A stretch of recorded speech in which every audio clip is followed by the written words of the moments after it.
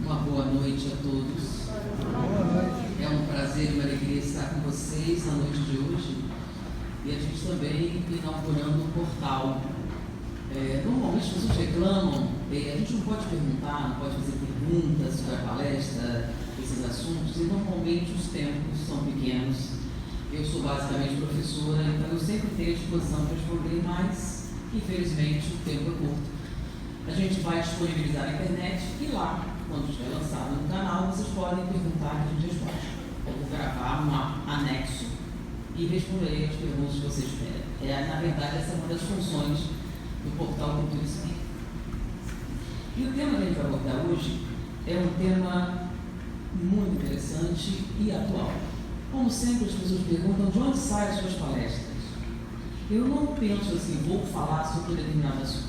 O que acontece muito é material científico chega à nossa mão, pesquisa chega à nossa mão, e nós achamos que essa pesquisa esclarece algum ponto da doutrina espírita. Achamos que ela sustenta a tese espírita. E com o passar dos anos, o espiritismo tem sobrevivido às mudanças tecnológicas, às mudanças intelectuais, ao avanço da ciência. E tem se mantido constante. E essa não poderia ser diferente. E aconteceu de uma maneira muito curiosa. Nós estávamos na Alemanha, proferindo uma série de conferências, e, como é muito comum na Alemanha fazer um passeio, me levou para conhecer um campo de concentração. E esse campo de concentração não tinha nada de especial que você possa ver ali, não é? Mas o que tinha diferente nesse campo não era o maior campo na Alemanha, não teve um maior número de mortos, nem o mais expressivo, mas lá esteve uma figura que se tornou icônica, como um representante da crueldade. Foi nesse campo que esteve Mengele, que entrou para a história como um carrasco nazista. A gente fala de vários carrascos, mas o carrasco nazista, quando a gente faz essa fala, a gente sempre se refere a Mengele. Ele realizou nesse campo diversos experimentos com seres humanos. Mas por que ele ganhou essa dimensão? Porque não só ele fez experimentos extremamente cruéis e dolorosos com seres humanos, como documentou minuciosamente cada coisa que ele fez. Então, cada ato de crueldade que ele realizou, ele preencheu um relatório minucioso. Quanto tempo a pessoa levou a morrer, quantos gritos, quantas horas, o que exatamente aconteceu. Descreveu, e por isso nós podemos ver exatamente, não imaginar, exatamente o que ele fez. Então, quando ele terminava de realizar qualquer procedimento, ele assinava, e aí esses relatórios sobreviveram e estão na história. E por isso ele ganhou essa alcunha, um dos maiores carrascos da humanidade. Não foi que matou o maior número de pessoas, mas aquele que apresentou maiores requintes de desumanidade, segundo a análise daquele conteúdo. Mas é interessante dizer que Mengele não preencheu esses relatórios, ele só assinou. Ele não trabalhava sozinho, ele tinha uma equipe de várias pessoas. E no caso em questão, 2 enfermeiras que o acompanhavam. Então ele realizava os procedimentos e elas anotavam detalhadamente o que acontecia. No final, ele acompanhava para ver se estava correto e assinava. Ou seja, não foi só ele que esteve lá naquele momento. Várias pessoas. E nós tomamos conhecimento da história, conhecemos um pouco, e voltando da Alemanha com essa ideia em mente, nós recebemos um material de pesquisa fantástico, realizado por Simon Baron-Cohen. Baron Simon Cohen, ele era neto de judeus que escaparam daquele campo de concentração. Eles sobreviveram ao campo, não tiveram encontro direto com Mengele, mas havia sempre o medo de que aquilo acontecesse. Eles sobreviveram, migraram para a Inglaterra, lá eles desenvolveram um trabalho com refugiados, e Simon cresceu ouvindo histórias sobre os campos de concentração, sobre as atrocidades, sobre o sofrimento. Ele ouviu diversos depoimentos de pessoas, e enquanto ele crescia, isso povoou o seu imaginário. ouvindo falar dos monstros. E para ele, monstros não eram apenas seres imaginários. Monstros eram pessoas reais. Então ele cresceu ouvindo falar sobre os monstros. À medida que ele se desenvolveu, ele começou a ter curiosidade de ver como eram os monstros.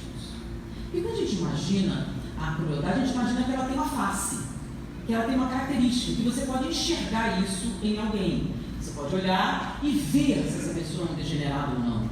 A gente tem essa ficção de que a aparência mostra o que você é por dentro. E de que todas as pessoas boas são bonitas. E todas as pessoas más são feias. Então a gente faz essa associação entre o interior e o exterior.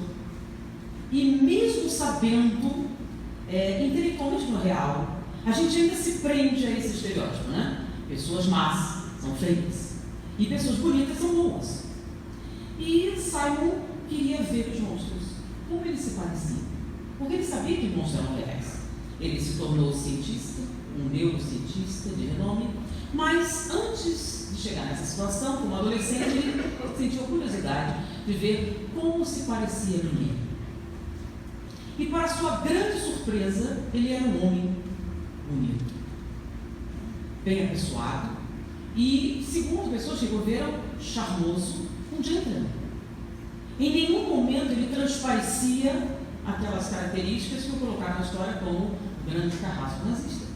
Quem encontrasse com ele diria que era uma pessoa extremamente agradável. E, não sei se vocês sabem, Mengele não foi preso. O nazista escapou, migrou para a Argentina e, segundo dizem, né, porque ainda há algumas fotografias eu fui ver, alguns afirmam que sim, outros não, que ele morreu no Brasil. Ele morreu na praia de Santos. E para aqueles que acreditam que era Mengele, quando questionavam as pessoas que conviveram com aquele alemão e perguntavam, não pode ser Mengele, era um gentleman, uma pessoa muito gentil, muito educada. Não pode ser o carrasco nazista. Porque se ele fosse um carrasco nazista, a gente poderia ver. Ele teria alguma característica, ele mostraria alguma coisa. Não só não mostrava, como ninguém, inclusive os que o viram, não acreditaram jamais de que ele pudesse ser Mengele. E Simon teve essa surpresa. Ele não parecia um monstro. Mas ele teve uma surpresa ainda maior quando a sua curiosidade levou a assistir o julgamento de Nuremberg. O julgamento de Nuremberg é quando os carrascos nazistas, os nazistas em geral, foram levados a julgamento por um tribunal e foram considerados criminosos de guerra, e todas as leis que envolvem as guerras passaram a se desenvolver. E nesse julgamento de Nuremberg, ele conheceu uma das enfermeiras de Mengele. E aí que o outro choque aconteceu. Você imagina que alguém que foi assistente de Mengele teria antecedentes criminais, ou antecedentes de violência, um verdadeiro psicopata, alguém com características sádicas. Mas, para sua surpresa, ela, antes da guerra, assim como Mengele também antes da guerra, eram profissionais absolutamente normais. Antes da guerra, Mengele foi um médico normal, com nenhuma característica diferente. E esta enfermeira, não só era uma enfermeira normal, como era uma enfermeira notável. Uma dessas enfermeiras ganhou um prêmio de excelência. Ela era cuidadora de idosos. Já bem, idosos não são pacientes fáceis. Ela era cuidadora de idosos e os parentes dos idosos se reuniram para dar um prêmio pelo seu cuidado, pela sua docilidade e ternura com os idosos. Então, esta mulher, que ganhou um prêmio de excelência por serviços de enfermagem, se tornou assistente de Mengele e preencheu os relatórios que foram assinados por ele. Como é possível que ela não tivesse nenhuma característica? Como é possível que uma pessoa absolutamente normal possa se tornar assistente do Mengele? A outra também não tinha nenhum antecedente, nada. Mas muitos dos chamados criminosos de guerra nazista também não tinham antecedentes. Não tinham histórico de violência, absolutamente nada. Eram pessoas comuns. Pessoas comuns podem se tornar carrascos nazistas? Você poderia se tornar um carrasco nazista? Ou é necessária alguma característica especial? Então, isso povoou a consciência de Simon Baron-Cohen e ele dedicou, então, na área da ciência, para desvendar esse mistério.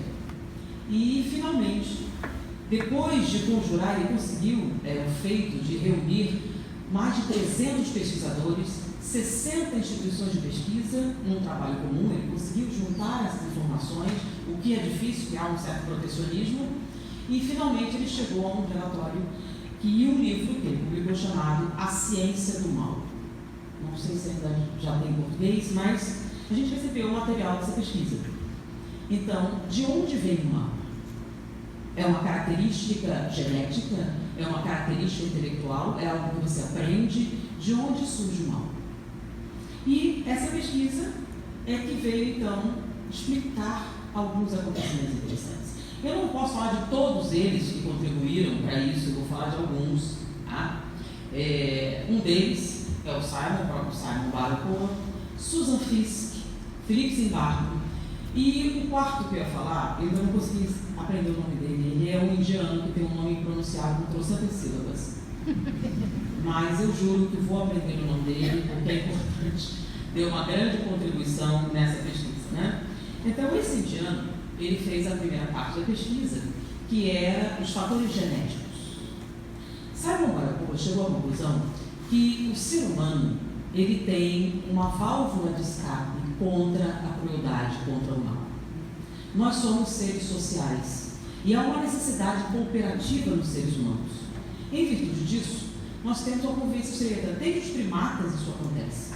Então, se você tiver uma área do cérebro em atividade, em perfeita sincronia, você não poderia se tornar assistente de ninguém. É um filtro. E ele chamou esse filtro de circuito empático. O circuito empático é o que previne a crueldade humana, o que previne certos comportamentos que nós chamamos psicopáticos. E o começo dessa descoberta foi quando, analisando o cérebro de chamados serial killers, ou aqueles considerados psicopatas de nascença, que desde a infância tinham aquelas características que a gente andou procurando nas pessoas, e que eles têm crueldade com animais, crueldade sistemática, ausência de culpa, dificuldade de registrar emoções, descobriram depois que eles têm uma alteração de natureza anatômica. Existe uma área do cérebro deles que não se formou completamente. É o que eles chamaram de fator integrador do caráter. Ele pertence ao lobo medial frontal, atrás da órbita ocular, nessa região, e não é bem desenvolvido. E essas pessoas que têm essas características, todos aqueles serial killers famosos da história, que foram presos e tinham esses antecedentes, tinham essa deformidade. E a partir daí, ele desenvolveu um estudo, agora com a instrumentação necessária, do funcionamento desse início, né, e de toda a área responsável por esses processos. Ele chegou à conclusão que o circuito empático tem 3 partes principais e que, funcionando conjuntamente, são responsáveis por sermos seres humanos normais, não psicopatas. Seria o fator integrador do caráter, que no caso desses doentes tem uma anomalia, a área de reconhecimento facial e a área de espelhamento. São as 3 áreas principais que compõem o circuito empático. O mau funcionamento dessas áreas, por vários motivos, é que leva, no caso daqueles, a um quadro grave de psicopatia, que leva-os àquela situação, mas outros quadros menos graves, que levam a vários níveis de violência externa, desde o psicopata assassino até o que a gente chama de borderline, ou pessoas que praticam as chamadas pequenas crueldades diárias. Mas o que interessava a Simon era o seguinte: nós sabemos das anomalias, nós sabemos de disfunções objetivas, mas e as pessoas comuns? O que acontece quando pessoas comuns, que não apresentam nenhuma deformação de nascença, que não apresentam nenhuma alteração de natureza estrutural, desenvolvem um comportamento patológico desse tipo? de agressão extrema, ou de extrema violência, ou de extrema crueldade. O que acontece? É uma alteração, é um processo psicológico do que se trata. Quando nos julgamentos ele observava uma coisa muito comum, que uma experiência realizada posteriormente nos anos 60, de Milgram, mostrava que eles sempre diziam, não, eu apenas cumpria ordens. Não, eu não sou responsável, eu cumpria ordens. E isso parecia justificar, de alguma maneira, os atos de crueldade que eles realizavam. Nós podemos usar essa mesma desculpa? No experimento de Milgram, nós vimos que pessoas comuns sim usavam essa desculpa quando realizavam no experimento atos de crueldade. Eu estava estudando o fenômeno junto com Susan Fiske, Zimbardo e o indiano. Eu estou tentando aqui, mas eu engancho na quarta sílaba. Não vou nem tentar dizer o nome. Esse indiano disse que existem 10 genes, tá, responsáveis pela formação do circuito empático. Tá? E esse circuito empático bem formado seria então essa válvula. No caso dos psicopatas assassinos, aqueles que apresentam a característica de nascença, a última parte não se forma corretamente. Quando a notícia surgiu na mídia, uma coisa aconteceu. Tá? Havia uma divisão do FBI especializada na captura desses criminosos. Né?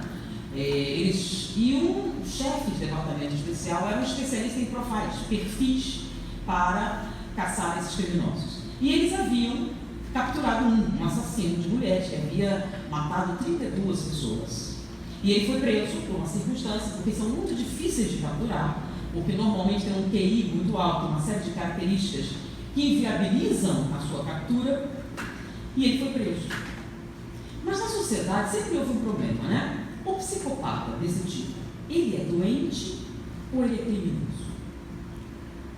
Porque a questão, ela é singular, né? Você considera um criminoso alguém que sabe o que está fazendo, tem noção do bem e do mal e realiza uma escolha, ou seja, ele tomou a decisão de cometer o crime. E o doente mental seria aquela pessoa incapaz de fazer essa escolha, por uma deficiência cerebral, por uma deficiência psicológica, por um surto, uma pessoa em estado de insanidade. Então, essa pessoa não poderia ser imputável, porque ela não tinha discernimento suficiente para tomar uma decisão. Então, se a pessoa é considerada uma pessoa doente, ela não recebe uma punição, ela tem uma indicação de tratamento médico. Já um criminoso, ele deve ser punido com rigor da lei. Então, o primeiro passo, no caso de um crime violento, é determinar a sanidade mental. E os psicopatas assassinos? Vejam bem, eles não só sabem o que estão fazendo, como escondem. Como são capazes de criar uma série de subterfúgios, de premeditar com bastante mestria esse acontecimento, tornando a difícil captura. Então, não só eles sabem o que estão fazendo, como fazem questão de não serem presos. Isso é uma escolha. Então, sempre consideraram os chamados psicopatas assassinos como criminosos e não como insanos. E esse criminoso havia sido preso e a julgamento quando surgiu a notícia de que tinha descoberto uma anomalia no cérebro daquelas pessoas que eram serial killers. A defesa, então, resolveu utilizar-se desse recurso para defender o seu cliente. E, chegando ao tribunal, o advogado de defesa disse: meu cliente, ele não é um criminoso. Ele é doente, ele tem uma anomalia do cérebro, que vários outros que cometeram atos semelhantes têm também, e que o leva a cometer esses crimes. Meu cliente não merece a prisão, ele merece uma internação e acesso a um tratamento adequado. E quando ele apresentou as descobertas, etc., estava pulando a ideia. E ele usou como argumento da defesa os perfis psicológicos desenvolvidos pelo FBI.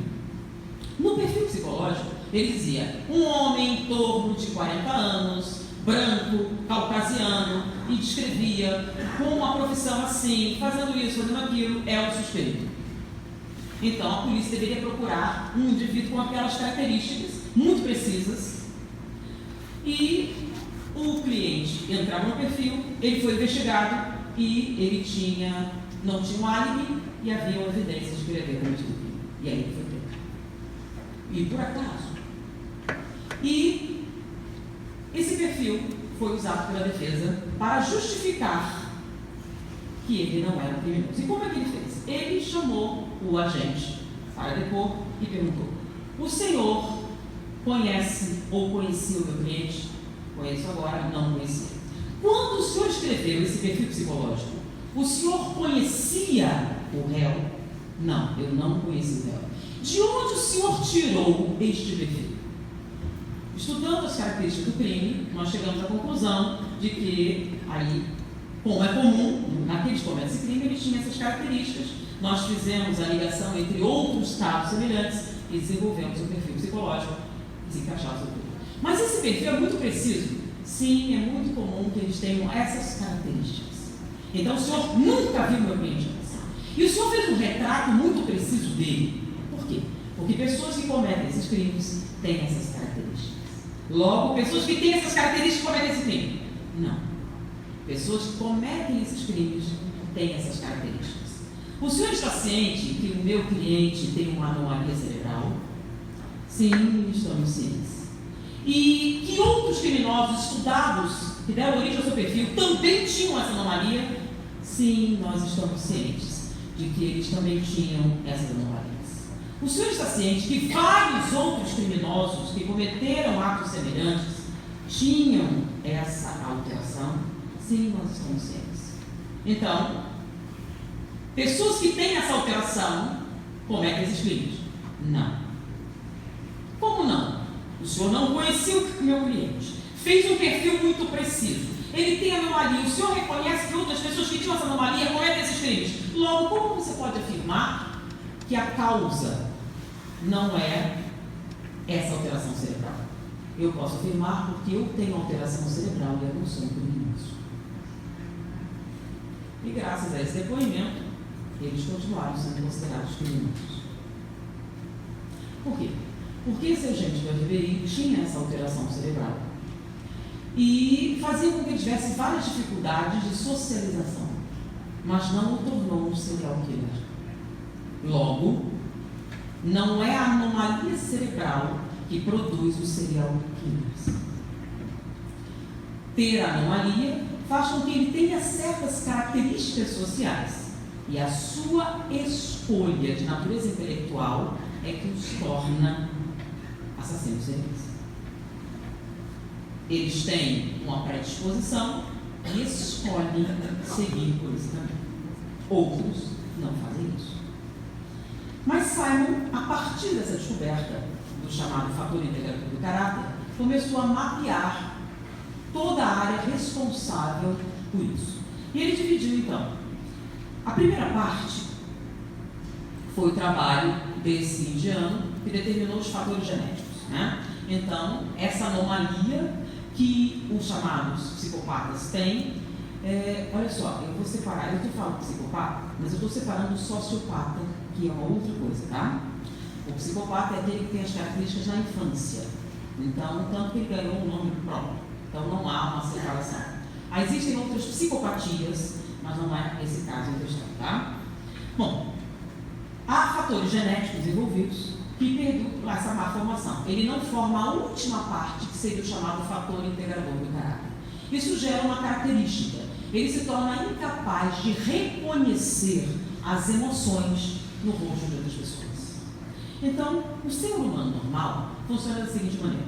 A primeira parte do cérebro que se desenvolve na infância, no bebê, é uma área grande do cérebro responsável pelo reconhecimento da face. Então o bebê começa a reconhecer expressões faciais. Quando a sua memória se desenvolve, ele começa a armazenar essas expressões faciais. E a partir disso, ele vai desenvolvendo um arquivo muito grande sobre vários tipos de expressões. Quando ele começa a separar, é que o bebê começa a estranhar.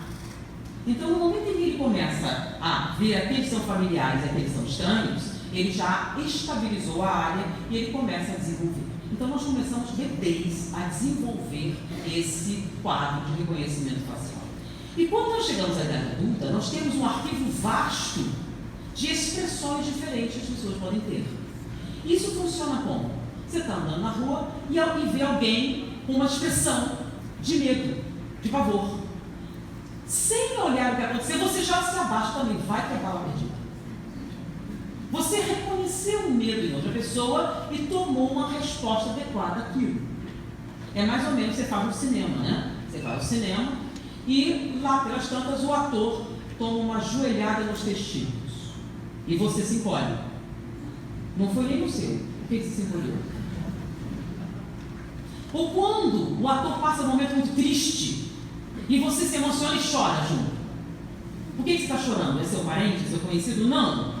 É um filme. Você sabe que é um filme, você sabe que é um ator, você sabe que é... Mas por que você chora? Porque você se identifica com o quê? Com as emoções. Porque não é todo ator que faz você chorar.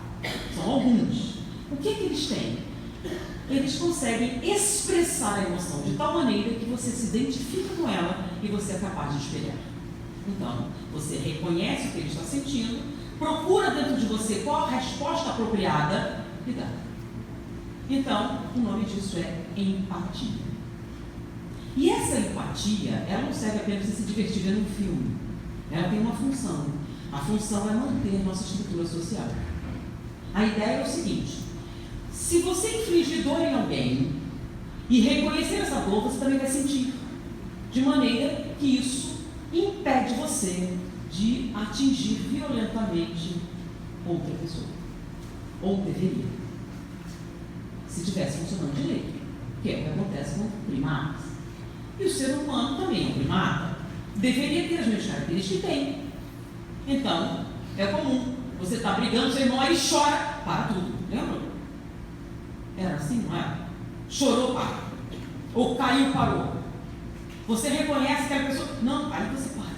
E se assusta, está sofrendo. Por quê? Porque você é capaz de ver isso. Procura qual a resposta e responde. O que acontece com as pessoas que têm essa falha cerebral? Ela não consegue juntar essas três partes: fator integrador do caráter, reconhecimento facial e espelhamento. Então, você mostrando para ele as expressões, ele não sabe dizer o que a pessoa sente. Não importa se é medo, angústia, prazer, nada. Ele não reconhece os sentimentos de outra pessoa. Como ele não reconhece os sentimentos de outra pessoa, ele não tem nada para espelhar. Ele só sabe o que ele sente. Ele não é capaz de identificar o que o corpo sente. Por isso ele não sente culpa nenhuma. Porque a culpa é um espelhamento das suas emoções. Então, o que eles chamam de psicopata assassino oficial não sente remorso. Mas não é que ele não sente remorso, ele não sabe que você sentiu algo. Dor nem nada. Muitos regram, eu queria ver o que ele está sentindo. Ele não compreende o que outra pessoa sente. E como ele não compreende, não tem nenhuma empatia. Então, esse é o caso clássico de uma falha de natureza neurológica. Mas e as pessoas comuns? Como funcionam? Esses três aspectos, agindo juntos, impede você de ter atos cruéis. Se um desses mecanismos falhar, você poderia se tornar assistente de ninguém. Ou outras coisas que você faz no dia a dia sem notar. E como é que funciona tudo isso? Primeiro, você tem o reconhecimento facial. Esse foi o trabalho do estudo de Philip Zimbardo. Tá? Ele estudou essas características. Susan Fiske estudou qual a estrutura do cérebro responsável pelo espelhamento. E aí ela fez uma descoberta fantástica, fundamentando neurologicamente uma descoberta da psicologia. E Simon Baruch estudou a integração dessas áreas, o chamado fator integrador do caráter, que é de natureza intelectual. Elas funcionando junto, então nós chamamos de filtro contra a crueldade. Então vamos começar com Susan Fiske. Susan Fiske é uma neurologista, também neurocientista da Universidade de Princeton. E ela estava mapeando essas áreas do cérebro, a pedido de Simon Cowell, e ela descobriu um fenômeno muito interessante. Tá? Ela descobriu que na parte visual dos seres humanos há uma divisão nítida, muito nítida, que ela não tinha reconhecido antes e que a partir daquele trabalho ela começou a reconhecer. Tá? Ela descobriu que quando nós vemos o mundo, vemos objetos, vemos coisas, examinamos e reconhecemos as coisas, nós usamos uma área do cérebro. Mas no momento momento em que identificamos o algo que estamos vendo como um ser humano, nós mudamos de área cerebral. Nós não usamos a mesma área para reconhecer seres humanos e reconhecer objetos. Então existe na área visual a área dos objetos e a área dos seres humanos.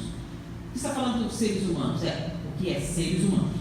Então, quando você reconhece a coisa que você está vendo como um ser humano, você muda de área cerebral.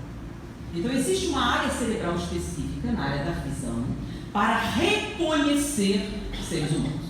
E no momento em que você reconhece os seres humanos, você ativa o espelhamento. Se isso não acontecer, você não ativa o espelhamento. É interessante. Eu gostaria de fazer um teste aqui. Eu vou dar um pedaço de papel e posso. Acho que eu papelzinho.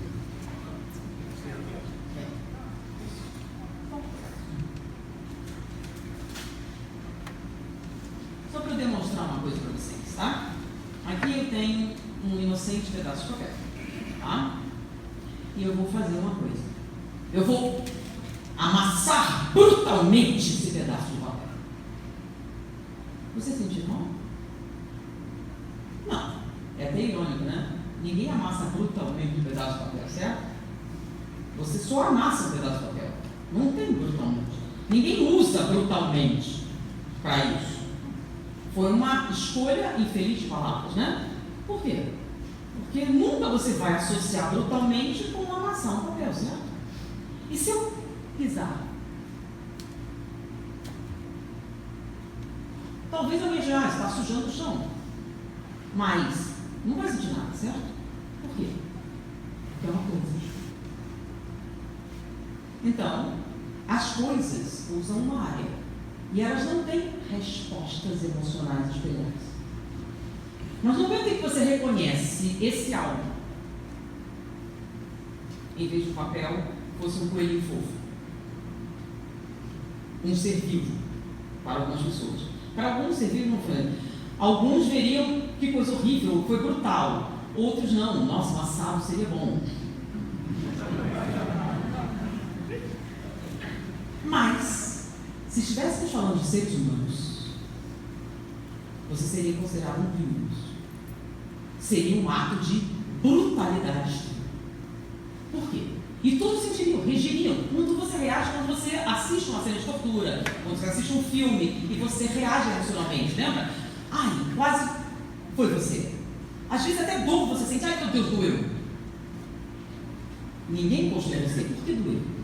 Então, quanto mais ativo você se torna empático, maior a dor que você sente. O que inviabiliza que você se torne, então, uma pessoa cruel.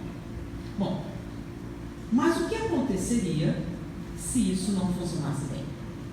Então, ela descobriu isso, e isso explicou uma coisa muito interessante, tá? Essa foi uma descoberta nova, mas há muito tempo atrás, um outro que também sobreviveu aos campos de concentração, no caso Auschwitz, perdeu a família em Auschwitz e migrou para os Estados Unidos, tornou um professor, sobreviveu em Auschwitz, chamado Viktor Frankl. Viktor Frankl, ele, no campo de concentração, decidiu que aquilo não iria tirar a sua sanidade. Ele resolveu manter a sua integridade. E ele usou isso analisando o comportamento das pessoas, tentando compreender aquela situação caótica, incompreensível, e ele meditou muito a respeito dos acontecimentos, conseguiu manter a sua integridade mental, sobreviveu, descobriu que a sua esposa também sobreviveu, reencontraram-se, migraram para os Estados Unidos, e ele se tornou professor em Yale. E em Yale, ele topou com algo estarrecedor. No campo de Auschwitz, ele via pessoas sofrerem todo tipo de tortura, física, mental, e o suicídio não era comum. As pessoas eram assassinadas. Pessoas morriam em atos de loucura, de medo, mas o suicídio não era comum. E em Yale, onde estava a elite norte-americana, jovens da melhor sociedade, o número de suicídios foi impressionante. Por que esses jovens que têm tudo, têm um mundo pela frente, se matam? E aqueles que não tinham absolutamente nada, lutavam desesperadamente para viver? O que ele questionava? Eram os direitos humanos. Não dá para viver. eles tivessem sobrevivido àquela circunstância. Sobreviveram. Como é que eles sobreviveram? Vocês param para pensar, você conseguiria sobreviver àquelas circunstâncias? Mas eles sobreviveram. E questionando a sobrevivência, dizendo, não, eu preciso contar. Ou eu preciso encontrar minha família. Eu preciso... Então, eles sobreviviam às situações mais extremas. Porque esses jovens, que têm o mundo inteirinho à sua frente, escolhem morrer. Ele resolveu estudar profundamente esse fenômeno. E ele chegou a uma conclusão. E essa conclusão fez um divisor de águas. Deu origem a uma nova escola terapêutica chamada logoterapia, ou terapia do sentido.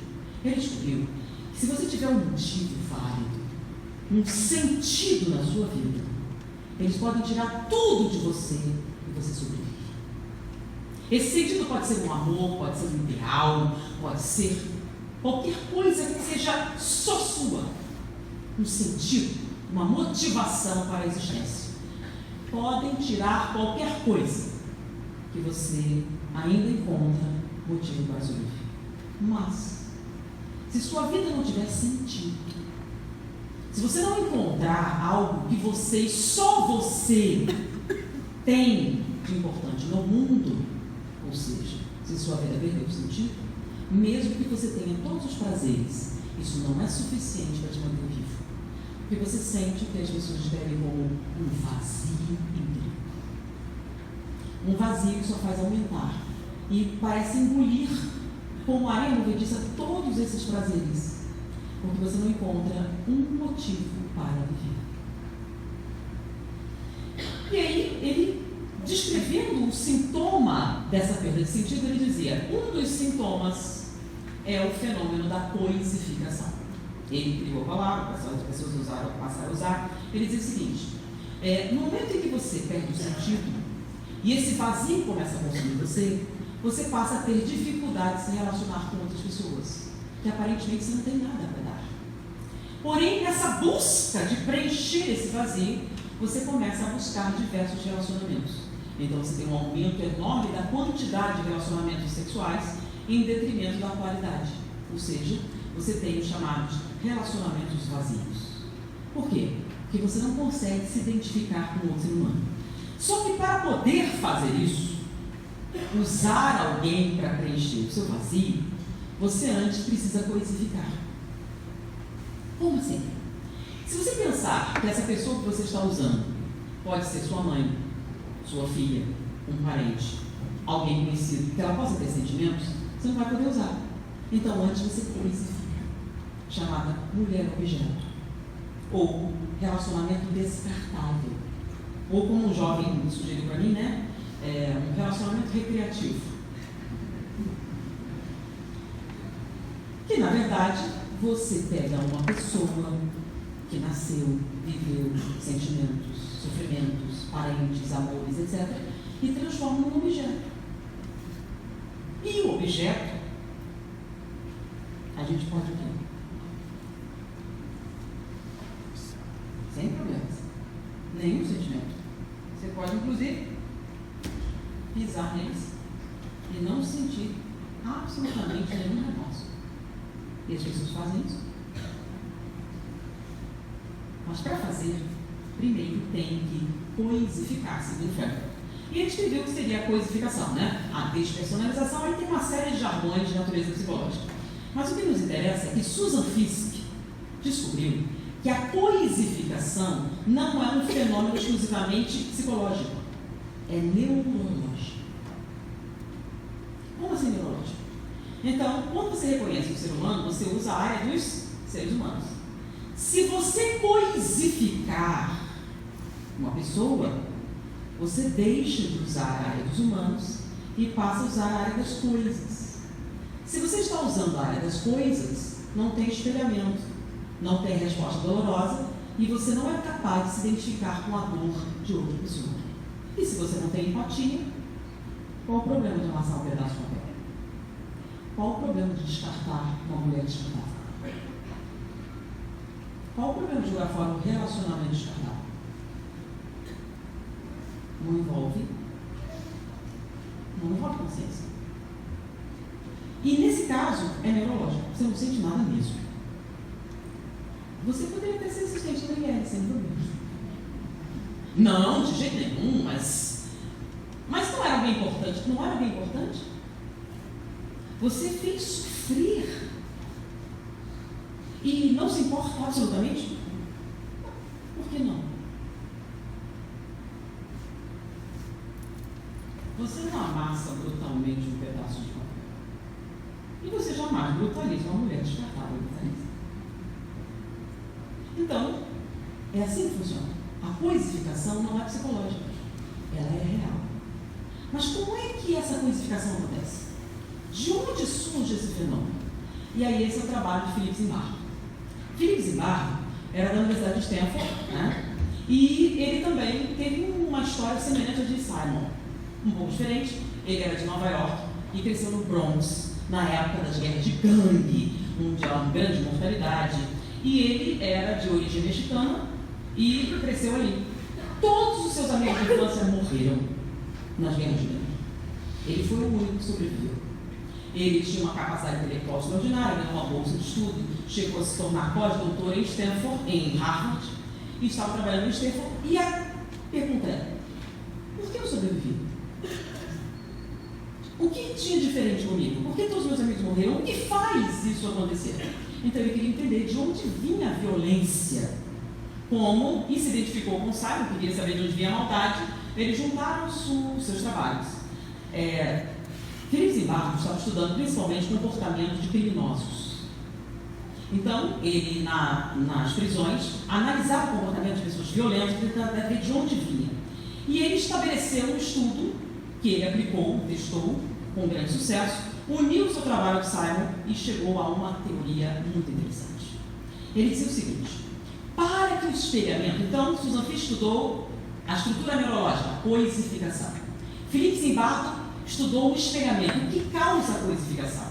E Simon estudou o fator integrador do caráter. Vamos lá, o que Zimbardo descobriu? Ele descobriu que o espelhamento, para existir, depende de conteúdo de origem intelectual. Como assim?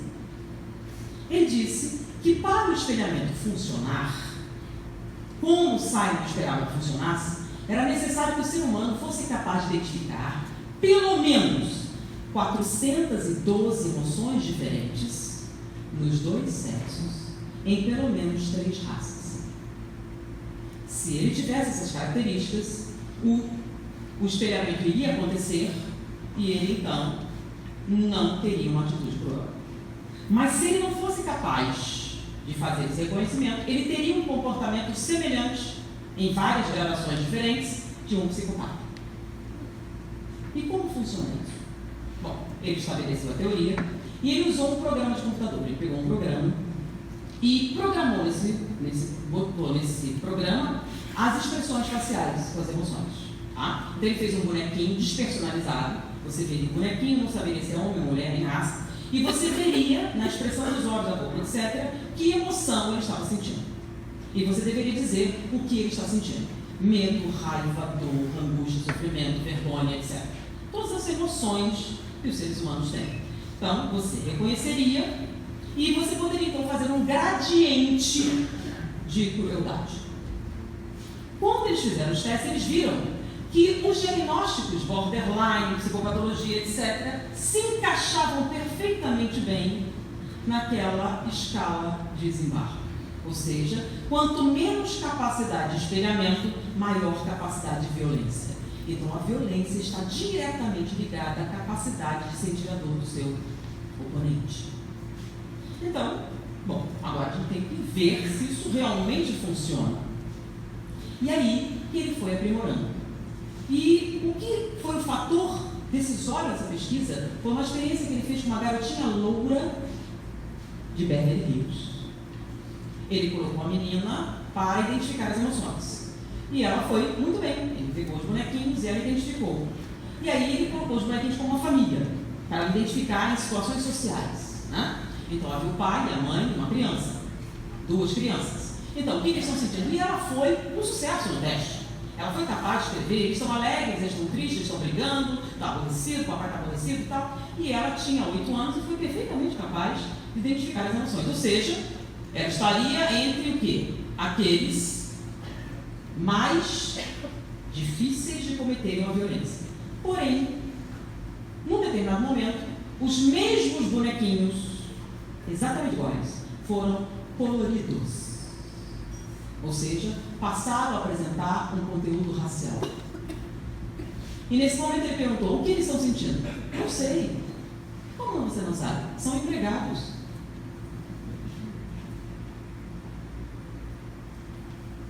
Como assim? Ela era capaz de identificar todos os sentimentos de bonequinhos brancos, mas não foi capaz de identificar um único sentimento em bonequinhos mexicanos. E, submetida a uma análise neurológica, ela havia produzido o fenômeno descrito por Viktor Frankl: coisificação. Ela é uma psicopata? Não. Ela sofre de um problema que está se tornando muito comum hoje em dia: analfabetismo emocional. Nós nos preocupamos terrivelmente em alfabetizar nossas crianças, que elas saibam ler e escrever. Mas a alfabetização emocional tem se tornado muito deficiente. Se as crianças não forem alfabetizadas emocionalmente, elas serão incapazes de reconhecer essas emoções. E sem reconhecer essas emoções, elas não poderão espelhá-las. E sem espelhá-las, elas serão capazes de cometer as maiores barbaridades ou atos de crueldade com a maior tranquilidade e um semblante de anjo, como é muito comum a gente ver em crianças. Ou seja, estamos criando pequenos sociopatas. Bom, aí ele descobriu que para o sistema funcionar, você tem que reconhecer as 412 dos dois sexos em pelo menos 4 raças distintas. Aí sim, o seu sistema vai funcionar. Será? Isso precisa ser testado. E ele submeteu um teste. Pegou uma escola em Los Angeles, numa região de alta criminalidade, e pegou um grupo de crianças de 8 anos e submeteu-as a um treinamento. Que treinamento? Alfabetização emocional. Como assim? Ele iria ensinar essas crianças a reconhecer as 412 emoções dos dois sexos. Ele usou o programa dos bonequinhos e foi treinando as crianças como um jogo. O que ele está sentindo, o que é isso, o que é aquilo. E elas foram treinadas a reconhecer aquelas faces nos dois sexos, porque isso também funciona, né? Porque algumas pessoas são muito amigos de outros homens e só cometem atrocidades contra mulheres. Por que contra raças? Você encontra alguém que ama com ternura a sua família, seu filhinho, a sua esposa, e aí você pergunta: você estupraria uma mulher? Não, jamais estupraria uma mulher da minha religião. Então, porque se é a sua religião, é uma mulher. Se não é, não é uma mulher, é uma coisa.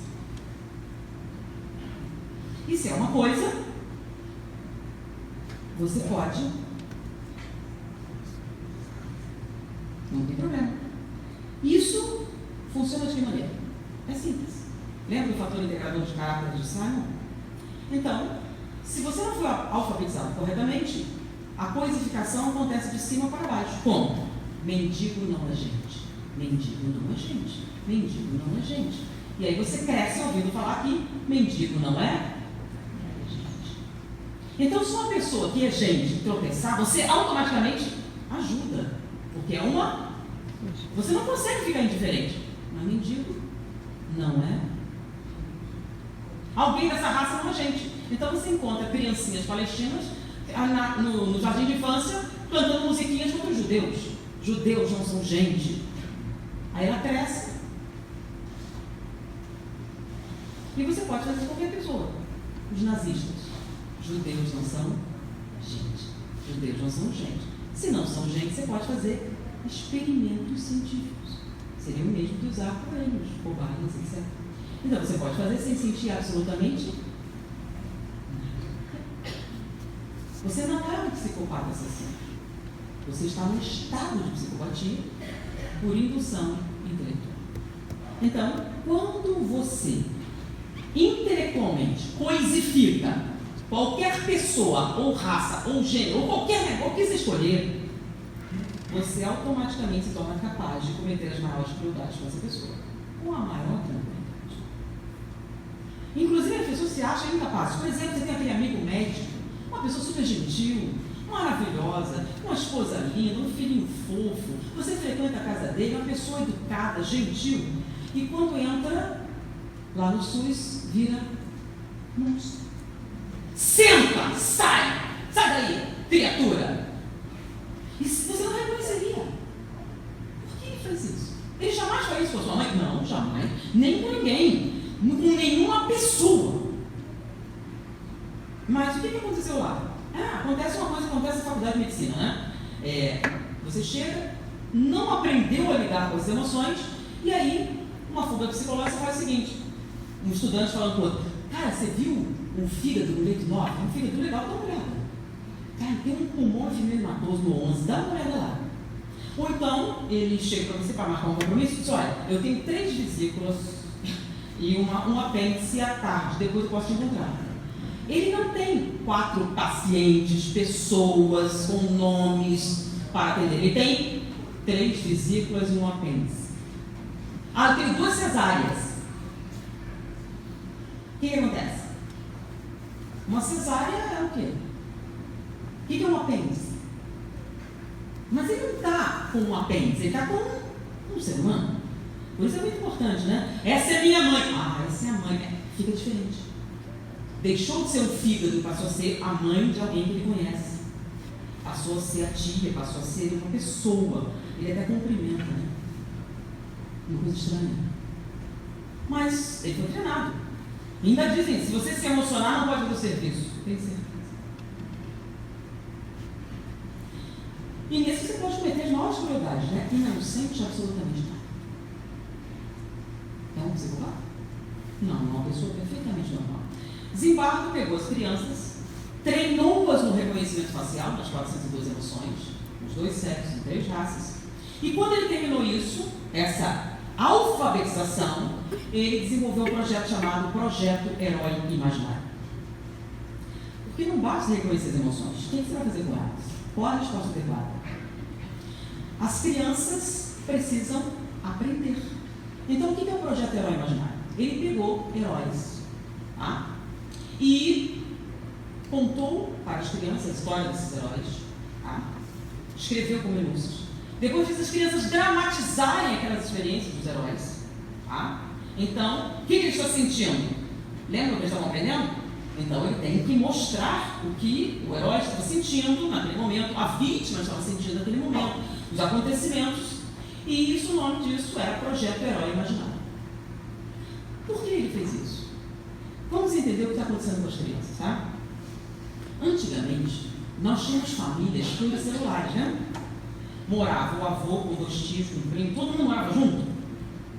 E os encontros familiares eram aquelas coisas enormes. Então você nascia ali e você sabia tudo, não tem como esconder as coisas da criança, né? Você sabia aquela sua tia que foi largada pelo marido, sabia aquela outra que fez não sei o que lá, sabia da tia, não sei como, sabia de todos os fofocos da família. É uma. Faça. Então a criança convive com isso. Inclusive tem aquela cena, pensa bem, pessoal mais antigo, vai lá levar uma canjica para sua tia-avó. Mas tia-avó, vai lá. Mas ela tá velha. Vai. Era a tia-avó senil que estava lá no quarto e ele tinha que levar. E ela xingava, ela beliscava, fazia um monte de coisa. Vai levar porque ela é doente. Vai levar porque ela não anda. Então ele convivia com a tia-avó, com a avó, com a irmã. E então ele tinha um universo enorme de sofrimento humano. E com esse universo enorme de sofrimento humano, ele se alfabetizava emocionalmente. Então, quando ele se tornava adulto, estava andando na rua e encontrava uma velhinha, o que ele fazia? Pode não ter conceito. Tia, avó, etc, etc. E agora, hoje, as famílias são unicelulares, sendo que você encontra seu pai a cada 15 dias. O convívio social é o Facebook. Você tem 300 amigos virtuais. Mas o Facebook é uma foto. Com 300 amigos virtuais, Você não convive socialmente. E não convivendo socialmente, você não desenvolve o quê? Experiência com o sofrimento humano. Hoje em dia você bota o idoso no asilo, né? Você não quer o seu bebê traumatizado vendo a doença, vendo a morte, vendo o sofrimento, né? Hoje nós criamos crianças como às vezes na Disneylândia. É uma Disneylândia eterna. Ela só cai na real lá pelos 30. E ela não convive com ninguém. Então o que acontece com uma criança de 8 anos que nunca viu um idoso, nunca conviveu, não sabe disso, não sabe nada? Ela está na rua e o idoso está devagar, está trabalhando, ela empurra. Por que não faria isso? Por que não faria? Está incomodando, é um obstáculo. Por que eu não poderia fazer empurrar? Não é nada para mim. Eu não sinto absolutamente nada olhando para ele. Eu não tenho nada no meu arquivo que me coloque como empático com relação a essa criatura. Eu não vejo outras mulheres, outras mães. Não tenho. Tem oponente só. Sou eu e todos os outros. E aí a gente conta casos assim, né? No Rio de Janeiro, há muito tempo, não muito tempo atrás, né? Aquele Gol 0 km, com 5 rapazes, na Barra da Tijuca, agrediu brutalmente o empregado doméstico. Eles foram presos e um deles era menor. E para o delegado chegou assim: foi mal, seu delegado.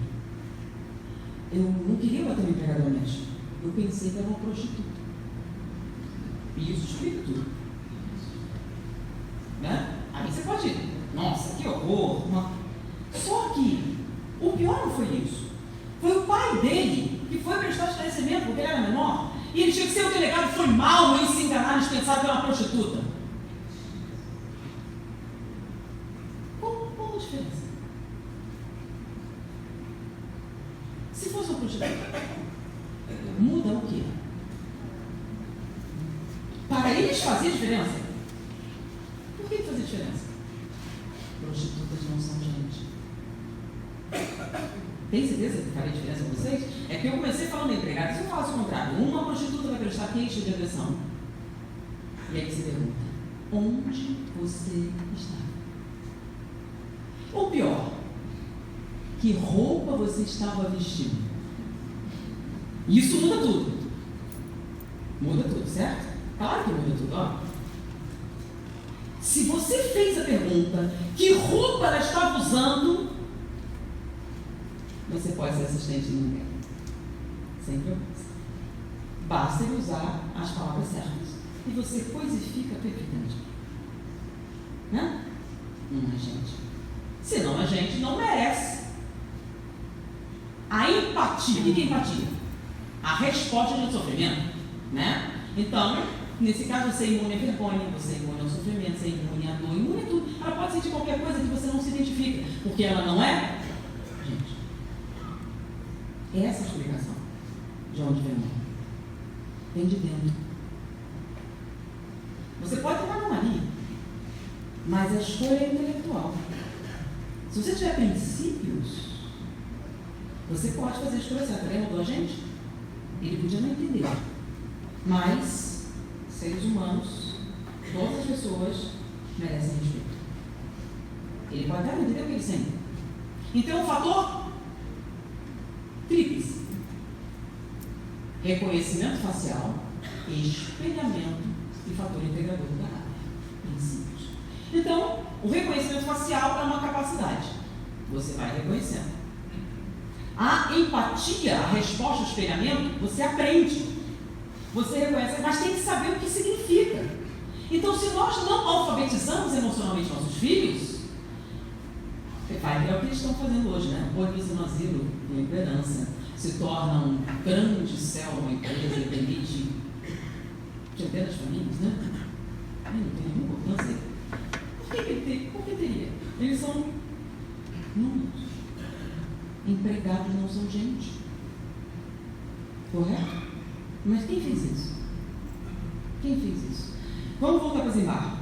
Vamos ver se essa teoria tem fundamento. Ele pegou e o projeto Herói Imaginário. O que é um herói, gente? A gente fala muito nisso, mas vamos entender como nossas crianças estão ficando.